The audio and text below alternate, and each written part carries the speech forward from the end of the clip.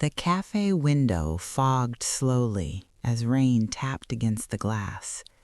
Inside, a young woman sat alone, hands wrapped around a chipped mug she hadn't ordered. Her name was Joanne Rowling, and her life, at that moment, felt like it was shrinking. She had no job, no money, and a child asleep in a stroller beside her. Most people around her saw a tired single mother. No one saw the stories burning in her head. Joanne had once imagined a different life, a warm home, a stable future. But reality had other plans.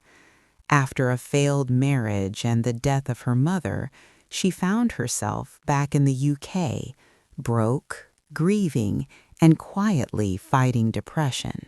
Some nights she cried.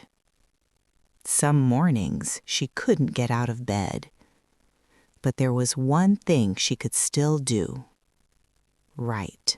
She didn't own a laptop. She couldn't afford one. So she wrote in cafes, not for inspiration, but for warmth. The heating was free if she bought a single cup of coffee and stayed quiet. Her baby slept. She wrote. Rain fell. She wrote. Doubt screamed. She wrote anyway. Publishers didn't care about her pain. They cared about profit. One rejection letter arrived. Then another. Then another. 12 times. Each envelope felt like a small confirmation of her fears. You're wasting your time.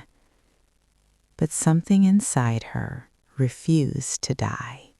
She remembered her mother, who never lived long enough to see the story finished.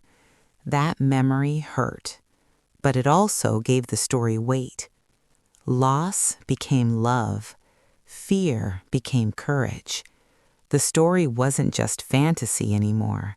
It was survival. One small publishing house finally said yes, not because they believed in her, but because the editor's daughter loved the story. The advance money was barely enough to survive, but it was enough. The book was released quietly. No noise, no hype, no promises. Then something strange happened. Children started reading it under blankets with flashlights. Parents borrowed it just to check. Teachers noticed students suddenly loved reading. A story written in cafes was finding homes everywhere. Years later, Joanne stood on a stage she never imagined. The same woman once living on welfare now held the power to change millions of lives with words. She didn't become strong because life was kind.